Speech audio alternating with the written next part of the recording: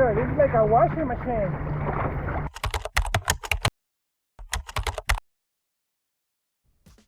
What's up guys, Paul here with another video, and today we are at Cabrillo Beach in San Pedro, California. For those that don't know, this beach is located between Palos Verdes and Long Beach. There are two sides of the beach. There is the harbor side, and this is where the Port of Los Angeles is located, and then there is the beach side, which leads to the open ocean, and that's where we started. This beach is also known for its strong winds and ocean currents, and hopefully you can see it on this video, because man, it was crazy. And to be fair, the wind wasn't that bad today, but the water current was all over the place. Also, the video stabilization on my GoPro cameras are really good, so it might look less than what it actually was, but I still hope you're able to see it. Anyways, I came out with my buddy Steve. He's an avid paddler, and since he's from here, I wanted to paddle with him so he can give me a few tips on how to handle this kind of water. So in the beginning of our paddle, we weren't expecting conditions to be as bad as it was, and everything was fine until it wasn't. Probably a mile and a half out, we started to see some movement, and we kept going, and then boom, it got really crazy. I fell off my board at least 5 times, if not more. It was a challenge to stay on balance and on your board, and also to keep up with Steve. Once it got rough, Steve took off, and I was struggling to keep up with him. I was focused more on not falling off my board than actually paddling, so I was going really slow. I felt bad because Steve had to wait for me from time to time, so a big shout out to him for being patient and waiting for me. A couple of things that Steve told me is that when the current gets this bad, you have to let the water take your board a little bit and not fight it. So for example, if you want to go on a straight line but because of the current you're unable to, or you're struggling to stay on your board, then try to go in the same direction of the current for a little bit and then cut back. So rather than going on a straight line, you're going on a zigzag kind of line, and this will make it much easier. Nonetheless, it's still pretty hard to paddle in these conditions. Also, after reviewing the videos, I noticed Steve doing quick short paddles, something that I want to try next time I go out there.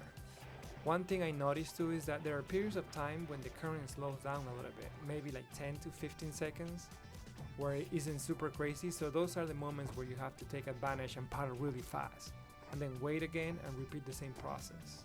And when I say wait, I mean keep paddling but not as fast. Overall, it takes a lot of practice to be comfortable in these kind of conditions, and every day the ocean is different, so you never know what to expect. Keep in mind that I'm a beginner at ocean paddling, so take what I'm saying with a grain of salt, because who knows, I might change the way I think and paddle with more practice and experience. Okay, from here on it's where it gets crazy, so I'm gonna let you watch the rest of the video and be back in a minute.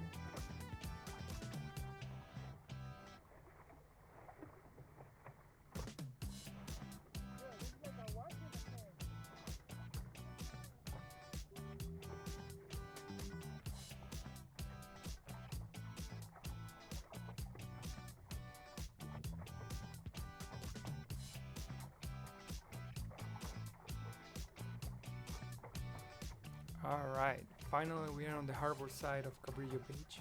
And you can tell there's a huge difference between this side and the other side. It's like day and night. Like I mentioned earlier, we started on the beach side and we went around and finished on the harbor side. The total was around 4.7 miles.